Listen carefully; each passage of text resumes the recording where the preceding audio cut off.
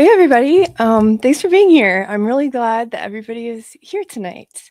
I'm really excited to talk about this book. It is a game changer, I would say. Here we have Foundations. Let's see if you can see this. Foundations by Dr. Childress. Now, if you've gotten the book, let me know. If you need help finding the book, let me know. I got the book on a thrift store website, which is really cool. I get a lot of books on there. And to tell you guys the truth, this series, season 2, woo! But this series is probably going to be a long one. It's probably going to be at least 11 episodes long. I was doing the math, mapping it out with the chapters, and I want to get really deep into it. I don't want to skim through anything. I really want to break it down completely. So I'm thinking it'll probably be 11 weeks. 11 weeks of focusing on this book. That's how important it is. So before we get started, let me know where you're coming from in the world. It's always interesting to see where people are coming from. I'm in Utah. It snowed a tiny bit today, so I'm happy about that. And also, I want to know, what do you hope this book helps explain for you or put into words for you? I always think it's good to kind of set an intention with everything I do in my life. I'm very intentional. I like to try to be. So for me, it is simply, I'll tell you guys, and I would like to hear from you in the live chat too. What do you hope this book helps explain or puts into words for you? And for me, it's I want it to explain how this was almost inevitable, like how it's generational and how it was something that was passed through my family. I want to know more about the generational part of it. Anyway, okay, so tonight is actually going to be the introduction to this book. And, I wasn't sure whether to make a whole episode on the introduction. The introduction itself, if you guys have gotten the book, is 23 pages long. So there's plenty of stuff that we need to go over tonight. And the introduction basically sets the scene and explains why this book is so important.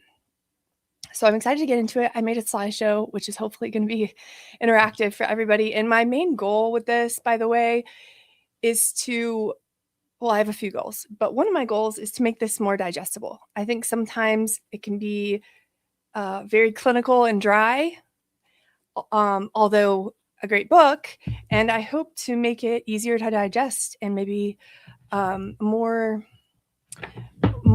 comprehensive picture too, because I obviously am not a therapist, I'm not a mental health professional, but I lived through this psychological abuse. I have intimate knowledge of this pathogen for 20 years. So for those of you who don't know, I forgot to say, hi, I'm Maddie. So yeah, I went through this as a child for 20 years. I was manipulated to reject my dad starting around the ages of 8 and 9.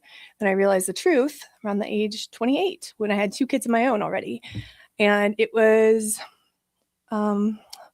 terrifying and also awesome, just a whole bunch of emotions, but you can go watch other videos of mine in my story playlist about that.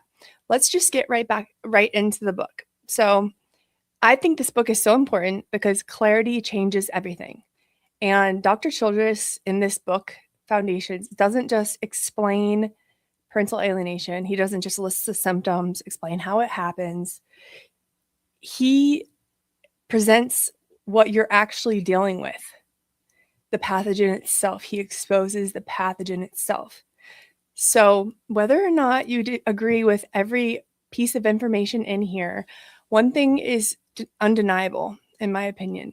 In this book, he describes a pattern that millions of families recognize instantly. A relational pathology in a family that has rules, predictable moves, predictable outcomes. So tonight we're going to engage with the material carefully, critically, and honestly. Also, welcome to those of you who might be new here. This is my weekly live show where I pick a topic and go on a deep dive. Season 1 was therapy for alienated kids, and you can rewatch those on my playlist called Bad Therapy, Worse Parenting. This is season 2, which is on Foundations, and like I said, it'll probably be about 11 episodes long. So meet me here every Wednesday night at 5 p.m. Mountain Standard, 7 p.m. Eastern Standard. Now let me pull up my handy dandy slideshow. There we go. There's Dr. Childress for anyone who doesn't know what he looks like. All right, so some people are saying in the chat, Veronica, goals, generational trauma, Eli, how to recover my child. Okay, well, I think that we're going to learn a lot together. So this is Dr. Childress. I'm not going to be reading the whole book to you, by the way. I have excerpts underlined that I'm going to be reading, but I also am going to use my slideshow and just make comments throughout. And let me know if you have any questions or comments. Leave them in the chat, leave them in the comments section. I'm happy you're here. So the introduction is a paradigm shift.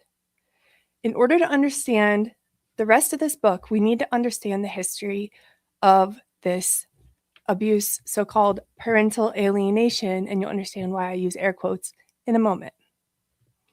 We have to understand what has happened until this point.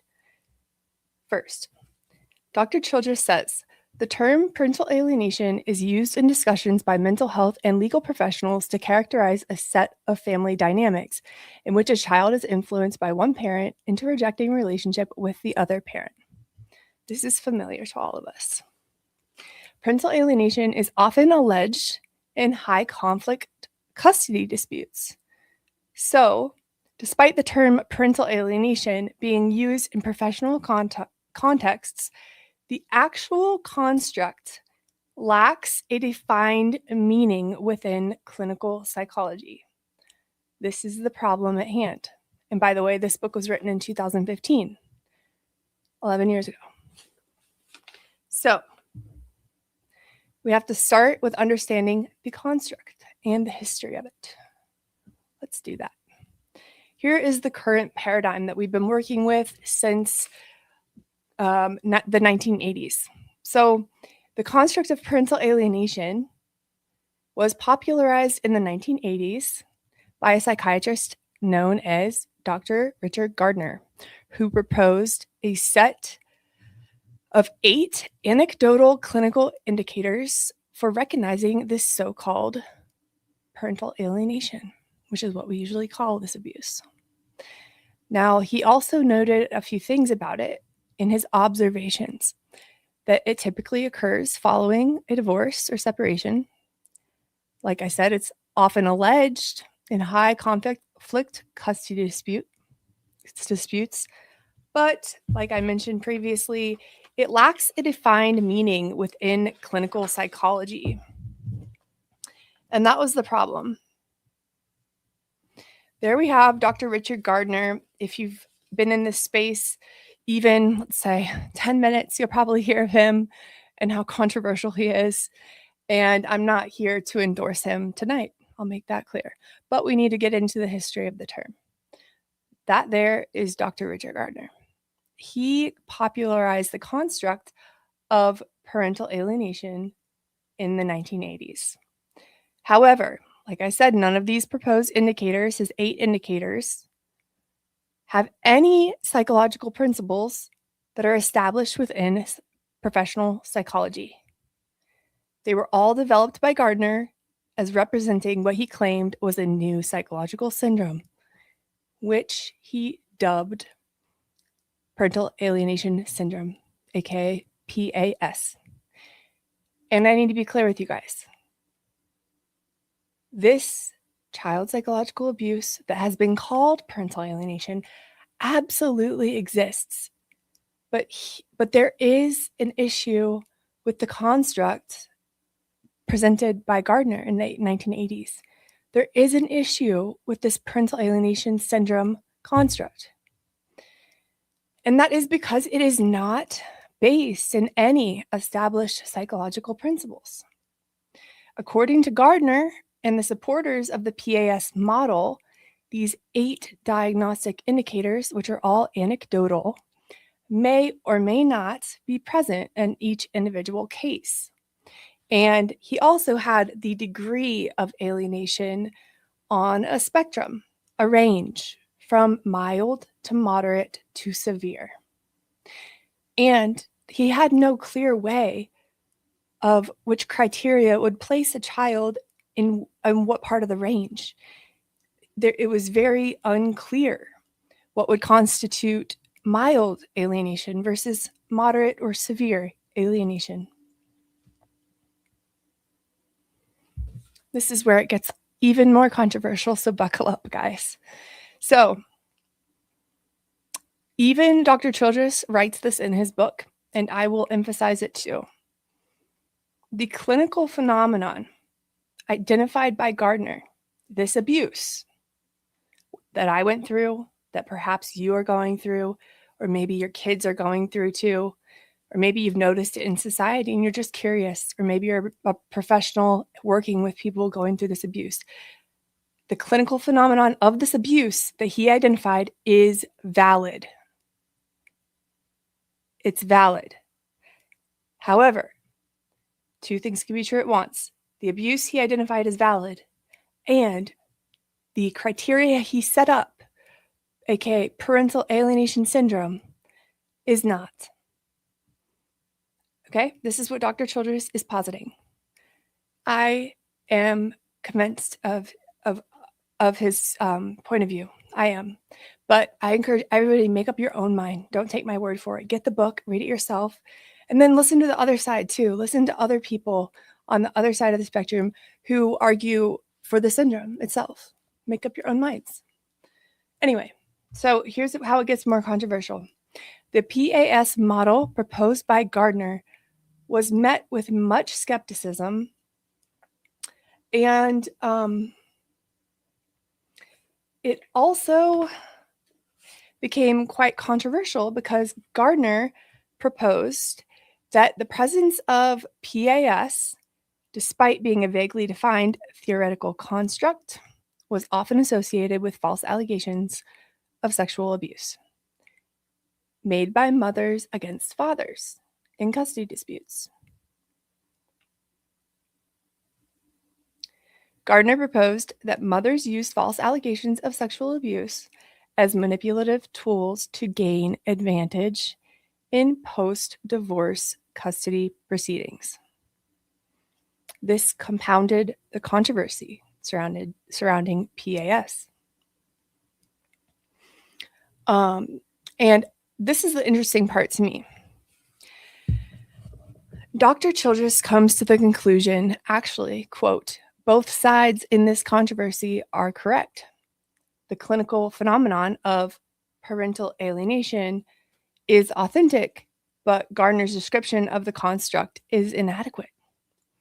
As a result of both sides being correct, the field of professional psychology became polarized into proponents and opponents of the PAS construct.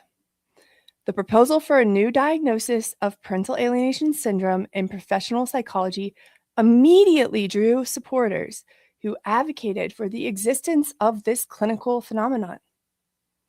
Yet, the inadequate theoretical foundations provided by Gardner for this new syndrome also created detractors as well. And it's unfortunate that to this day, in 2026, we still see this division that was created in the 1980s. That is a huge reason why children who are in the position that I was, being psychologically manipulated and under severe mind control, are not getting the help they so desperately deserve and need. That's why this book matters. So, like I said, Gardner's model caused division. We have some other professionals in this space. We have some people who have tried to add the diagnosis of parental alienation syndrome into the DSM. For 30 years, they've been trying to do this.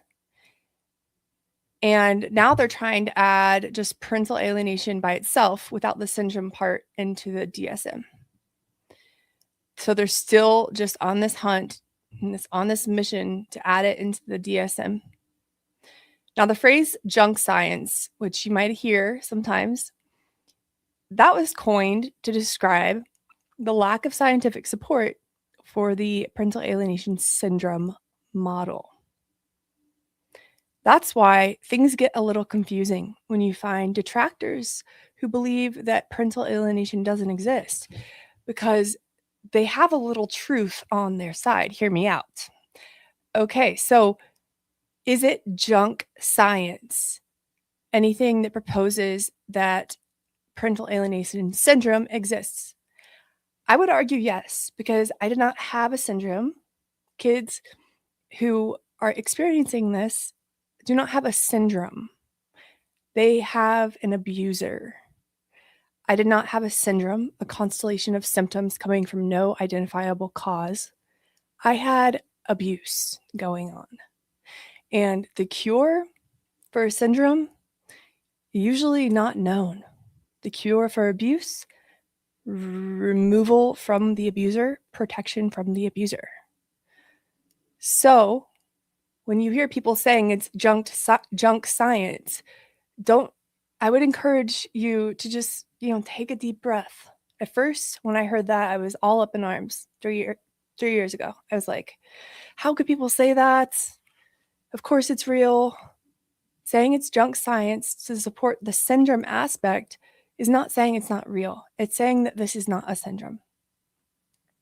Please let me know if I'm making sense. So, in conclusion, the construct of parental alienation still lacks a defined meaning. And the reason why we should care about that is because if we don't have a defined meaning, we will not be able to diagnose and treat it. So there are basically two camps now, and I've talked a lot about this. We have a camp that we have two polarized camps that has split the professional psychology world. The first are often called Gardnerians, people who still accept and fight for Gardner's model of parental alienation or parental alienation syndrome. Then we have the other camp, which avoids that term in the first place. And that is where I have positioned myself. I've learned at first I thought I did have this parental alienation. I didn't know any different. When you start doing research, it tends to come up first. Then after learning more information and better information, I've changed my mind. After reading this book, yeah, I 100% think and believe this is child psychological abuse or a shared delusional disorder must be treated as such. And it's very important to do so. So, within clinical psychology, the construct of parental alienation still lacks a clearly defined meaning. From the perspective of clinical psychology, there is absolutely nothing new or unique about the construct of quote unquote parental alienation except the name. That's not to say it doesn't exist. That's not to say that kids are not being cut off from loving parents.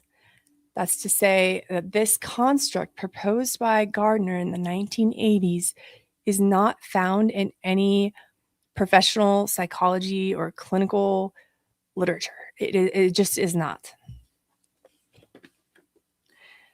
There is nothing new about the psychological or family processes involved. So we'll talk quickly about, no, we're not there yet. We'll talk quickly about something that I think is really important to talk about, which is why it should not be considered a syndrome. Okay, so Dr. Childress talks about this on page 5 if you're following along. He says, does the construct of parental alienation warrant the designation as a syndrome?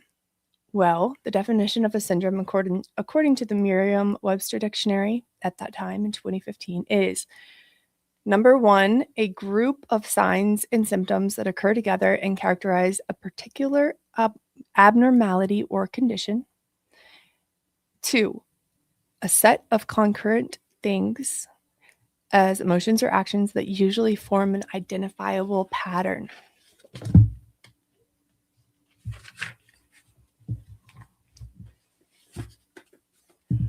Now, he spends the next few pages going through pathogenic parenting, and I would encourage you to read the part about pathogenic parenting, but I'm not going to talk about that tonight. I'm skipping ahead to page 8 on the attachment-based model. Okay. Let's get back into this. So, an attachment-based model.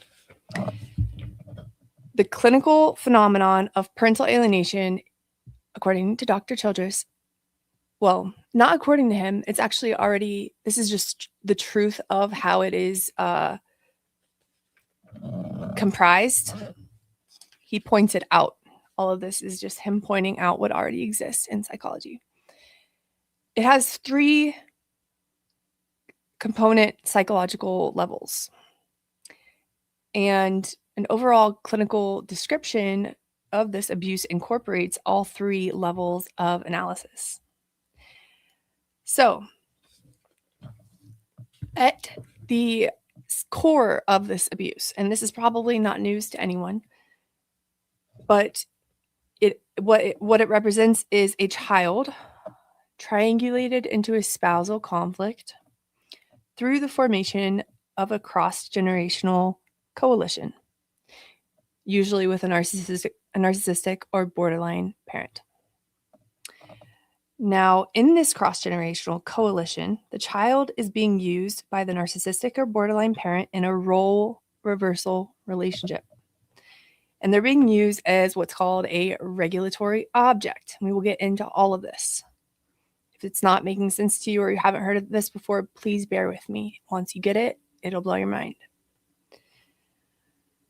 So the child becomes a regulatory object, and the purpose for the parent is to use their child to regulate their own excessive anxiety triggered by the divorce. Yes, I was used as a regulatory object by my mom to manage her excessive parental anxiety. And there are 3 types of anxiety. We will get into this more in another episode down the line.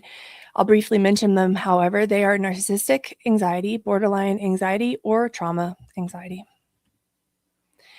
And we're going to play this really short clip, which explains a cross-generational coalition. We have these patterns in the brain. When the divorce takes place, those patterns reactivate again. And the pattern in the narcissistic brain is very specific. It's abusive parent, victimized child, protective parent. We have that schema pattern, that trauma pattern in the internal working models of the narcissistic borderline parent. Abusive parent, victimized child, protective parent. In addition, the brain is also activating 3 networks for the current child, the other parent, and me as a parent. And it's the activation of 2 sets of brain networks, one from the past, abusive parent, victimized child, protective parent, one from the current situation, the other parent, the child, and me. And when we activate those 2 sets of brain networks at the same time, they become fused, they become equivalent. So we actually have this parent believing that the other parent is an abusive parent, this child is being victimized, and I'm the protective parent. There you have it, folks. That's what happened with my mom. That's what happened with my situation. It's generational in my case. It's generational in a whole lot of cases. That's why I get frustrated sometimes when people insist that individuals who do this know exactly what they're doing. They're making up all these lies knowingly, because it's not so clear-cut. It's really not. A lot of it is done subconsciously. It's all a false drama. It's all false narrative, a kabuki theater that is created. And the moment they get the child to believe they're being victimized, that automatically defines the other parent as abusive. All abused children should be protected. That includes every type of abuse. I wanted to include that clip, but I want to expand on it too. I want to make sure everybody understands what this cross-generational coalition is. And if you watched my first series on therapy for alienated kids, you might have been aware, you might have been there when I talked about family systems, because that's where this comes from. But to put it simply, okay, so the cross-generational coalition is really important in understanding the attachment-based model and why this is generational. So I'm just going to use my mom and my own case to demonstrate this to you guys. So, the developmental trauma that my mom experienced in childhood created an internal working model in her head. What I mean by that is my grandma taught my mom that she was a victim. My grandma taught my mom that she was a protective parent and that her dad was an abuser, a bad guy. So my mom was taught that she had one good parent and one bad parent. Her mom was a good parent, her dad is a bad parent. And my mom was taught that she was a victimized child. Now, that created what psychologists term an internal working model in her head. And these attachment trauma patterns from the parent are being reenacted in the current relationships with the current child and the targeted parent in adulthood. So my mom grows up, she meets my dad, they fall in love, all the things. They get married, they have kids. And lo and behold, 5 kids later, they get divorced. And the narcissistic wound of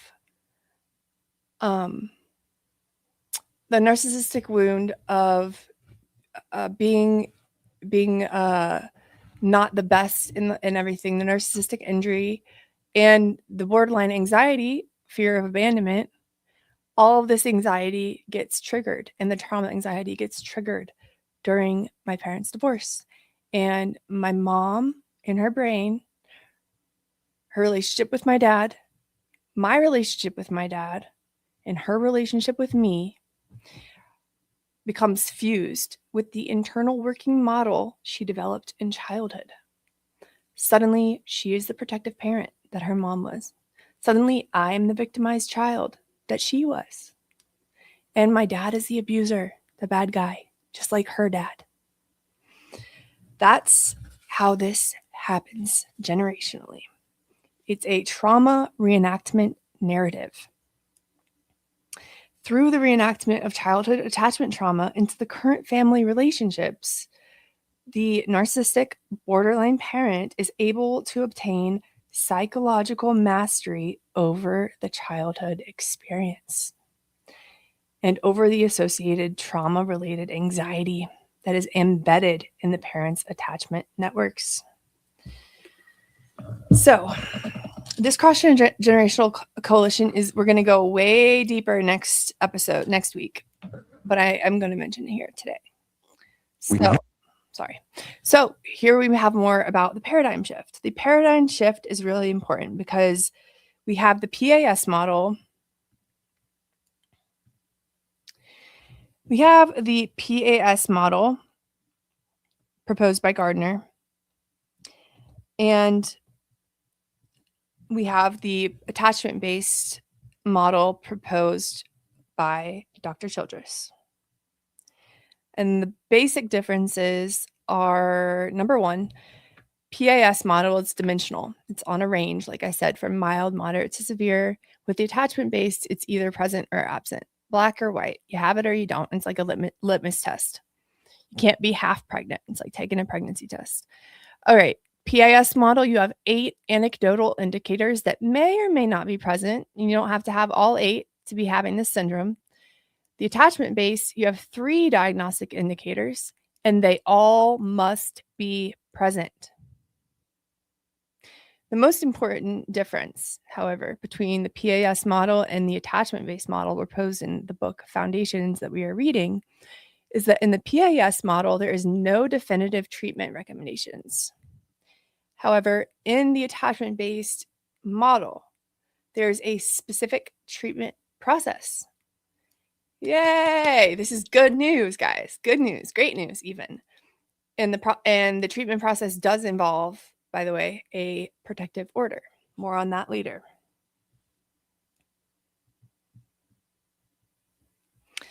The big question I'm asking at the start of this book is, how can we understand attachment-based parental alienation? How can we understand this? Well, in addition to those differences I just mentioned, the means by which the child's symptoms are induced are conceptually different in the attachment-based model of parental alienation. Attachment-based model of parental alienation turns to the sophisticated scientific evidence from parent-child communication research and relies on a more thorough understanding regarding the functioning of the attachment system during childhood for explaining how the child's rejection of a relationship with the targeted parent is induced. This description of the symptom induction process involves a more fully considered understanding for the reenactment of trauma, like I was just talking about. Also, since an attachment-based model of parental alienation is based in established and already accepted psychological principles and constructs, it leads directly to a more definitive treatment recommendation than the PAS model. And isn't that what we care about the most? How to actually help these kids. So the attachment-based model identifies 4 interrelated phases for the treatment of the distortions. And we will talk about that in a later episode, one of the last probably episodes. There are 3 interrelated levels of clinical analysis. And that is why it's hard to find a professional who can actually treat these kids, because you have to have a thorough understanding of all 3 levels of clinical analysis. And also, I'm skimming over the book. There's a lot more good information in here, like why PAS is a failed theoretical paradigm and PAS is a failed diagnostic paradigm. So I encourage you to get the full book, read the full book. And PAS is a failed legal paradigm and failed treatment paradigm. He lays it all out. You write multiple essays just on this introduction alone. Okay. So, like I said, it involves fully understanding. In order to fully understand these seemingly complex psychological and family factors, requires an integrated recognition of these 3 interrelated levels of clinical analysis. Number 1 is the family systems level. Number 2 is the personality disordered level. And 3rd is the attachment system level.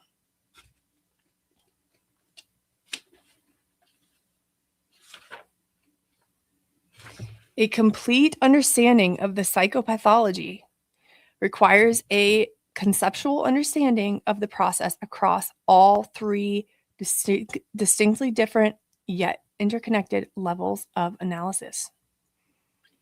That's a lot of information to understand. At the family systems level, here we have Salvador Minuchin, this guy with the glasses, and then we have Jay Haley, this guy down there.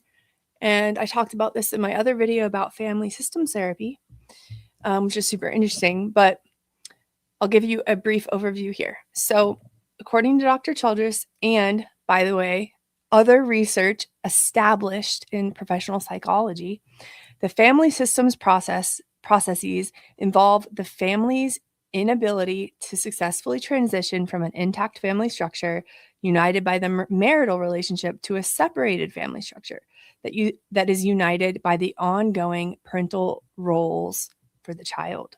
So they're failing to go from an intact family where the marriage is at the center to a separated family where being parents is at the center. It's a failure to transfer.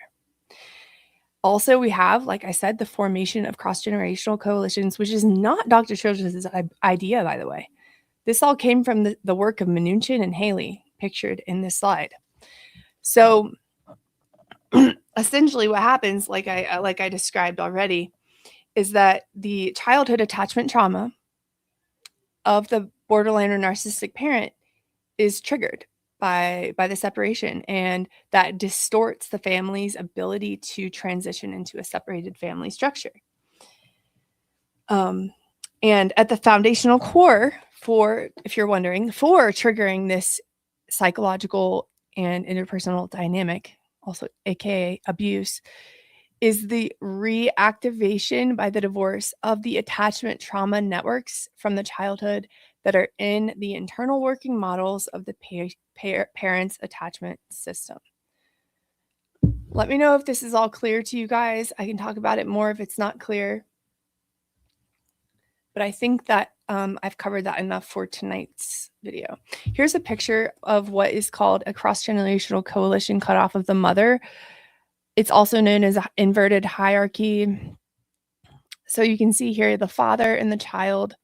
Usually it would be the father and then the 3 lines and then the mother at top, FM. That also is signifying a hierarchy. You know, the parents are above the children, and that's really important to have a healthy family system.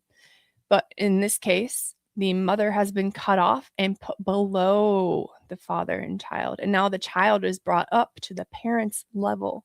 The hierarchy is inverted. The child is in a dysfunctional position, being given the power of a parent. And the mother is being demoted to the level of a child. It's pretty clear. And then the second level that you must understand is the personality disorder level.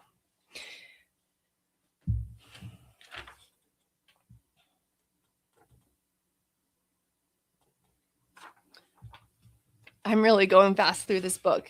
I hope you guys get the book and read the whole thing, because there's so much good stuff in here. I just cannot cover it all. It would be impossible. Okay, so the psychopathology of the narcissistic or borderline parent draws the child into a role reversal relationship where the child is being used as a regulatory object, like I said. And we have the 3 different levels of anxiety: narcissistic, borderline, and trauma, which can trigger this into happening. So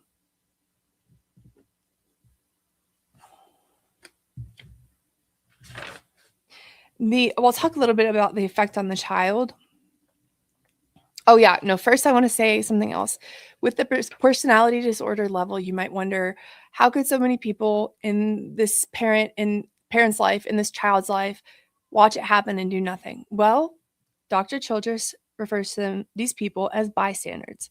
Bystanders in the trauma reenactment are represented by various therapists, parenting coordinators, custody evaluators, attorney, and judges. I would add teachers. I would add extended family members. I would add doctors, even coaches. The role in the trauma reenactment is to endorse the authenticity in quotes of the reenactment narrative. These bystanders also serve the function of providing the narcissistic borderline parent with the narcissistic supply of social approval. At its foundational core, this abuse represents reenactment of a false drama of victimization from the toxic parent's childhood. Now let's talk about the child. And as a result of this personality disordered parents' abuse on them.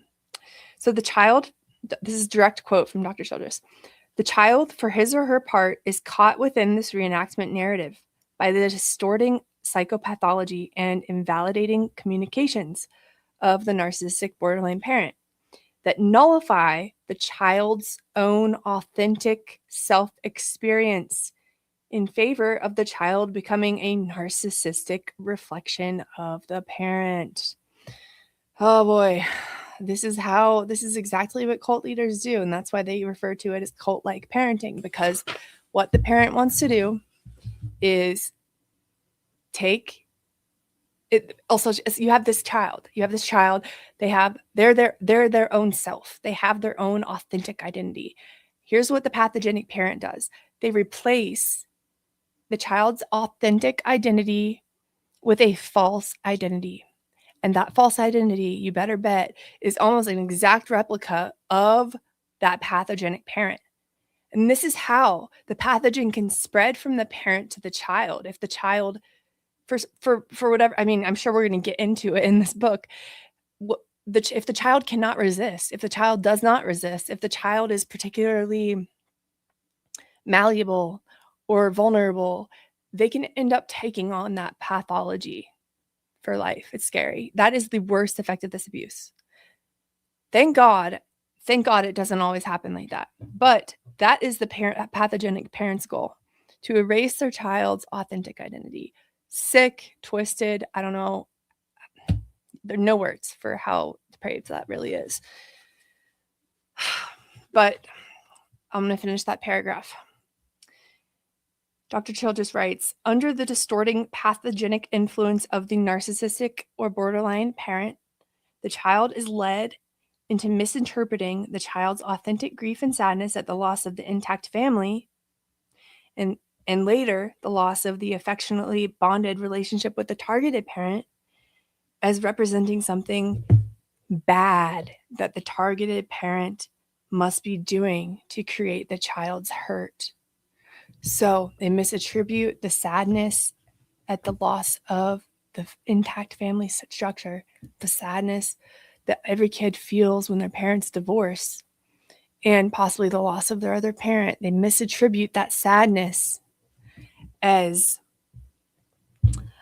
something bad that the targeted parent must have done to create the child's pain. They blame the targeted parent for their pain, not realizing that probably both parents had something to do with the breakup.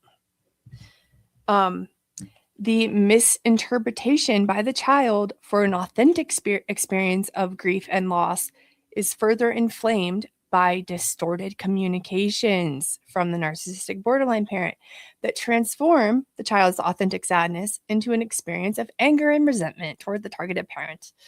Oh, this is so familiar to me. So, in addition to this happening, I mean, you have a parent who is making you believe terrible things about your other parent, who's making you believe that you're unloved, unwanted, that they are bad, that they are abusive, that they're going to hurt you, that they've abandoned you, that they're crazy, whatever specific lies they've been told. And through this process of distorted parental communication, which I would also dub psychological abuse, the narcissistic borderline parent leads the child into adopting a victimized child role within the trauma reenactment narrative. It's very sad, you guys. Finally, we have the attachment system level, the third level. It involves the role reversal relationship between the parent and the parent exploiting the child for emotional regulation. It also includes something that is called induced suppression of the child's attachment bonding motivations. Now, let me read a little bit about that.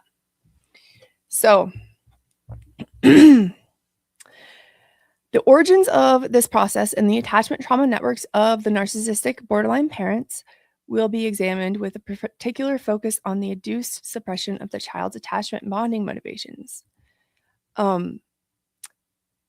Yeah, so we're going to learn all about that.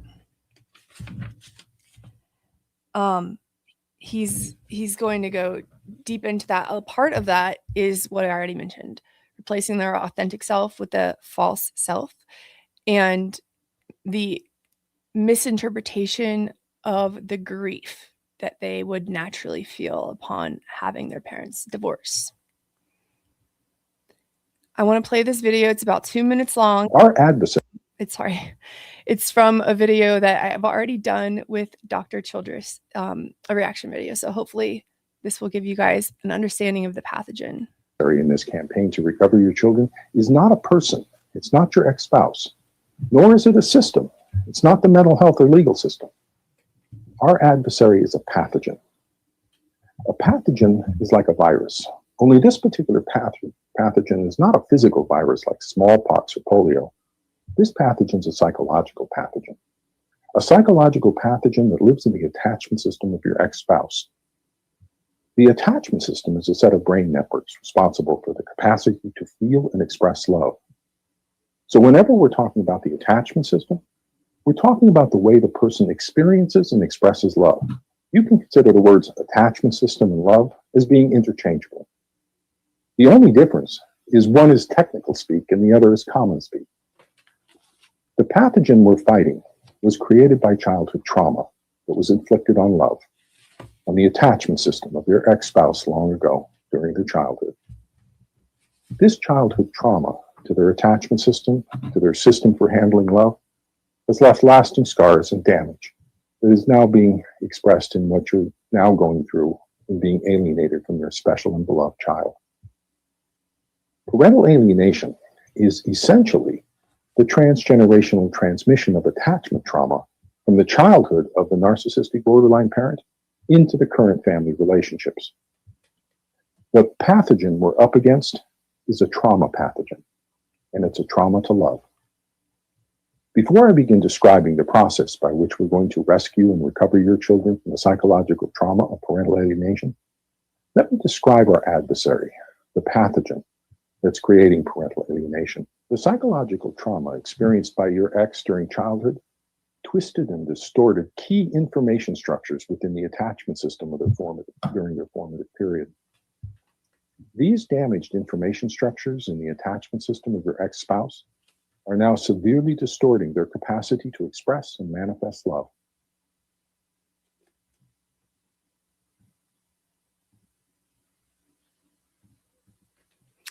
Okay, I wanted to include that clip. I thought it was important.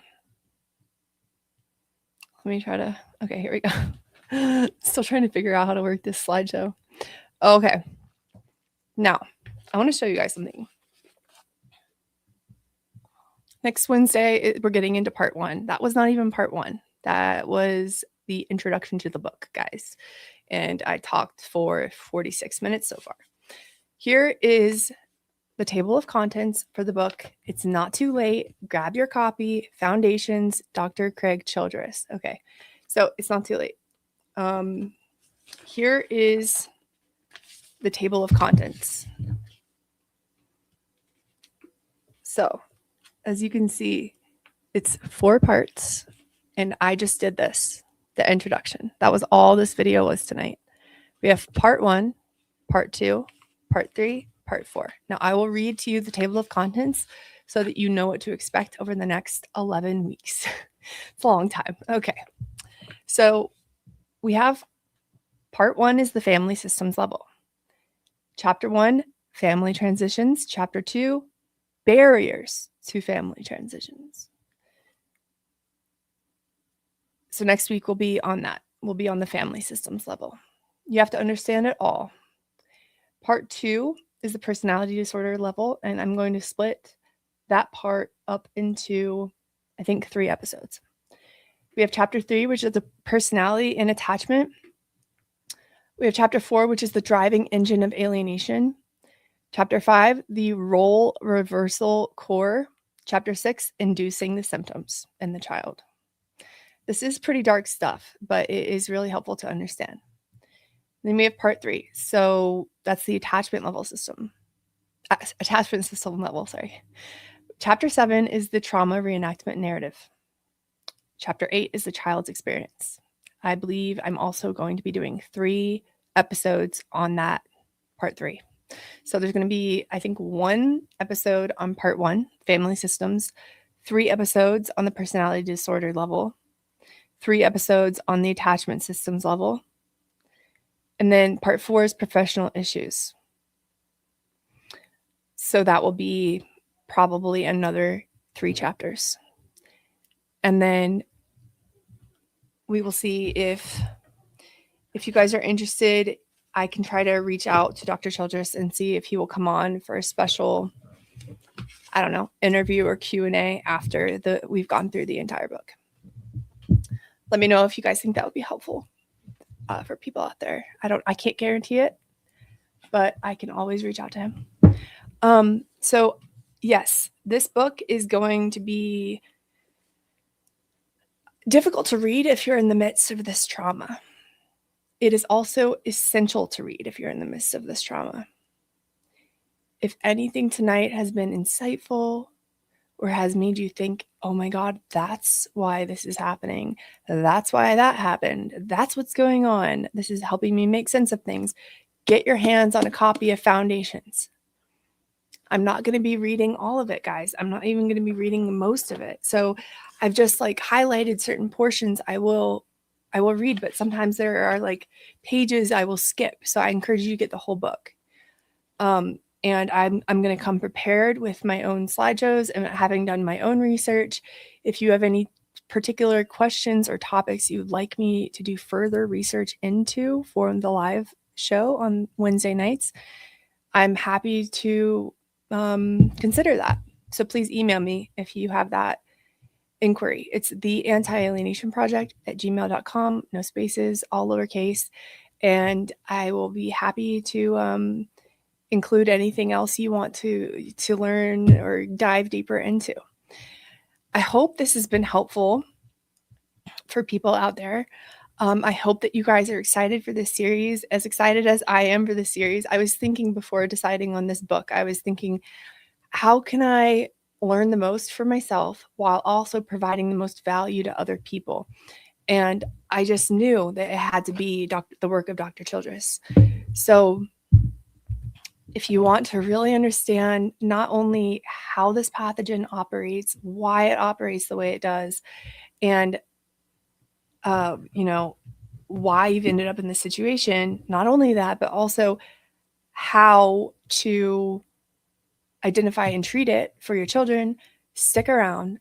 I'll be here on Wednesday nights, 5 p.m. Mountain Standard, 7 p.m. Eastern Standard. The Telltale Heart says, I recommend he partner with you as well. He has a YouTube channel and I've listened and read to everything he does. He has his own YouTube channel and I would highly recommend you also check that out. So guys, hope this has been helpful. Thank you for being here and I look forward to seeing you guys all next week at the same time. Bye.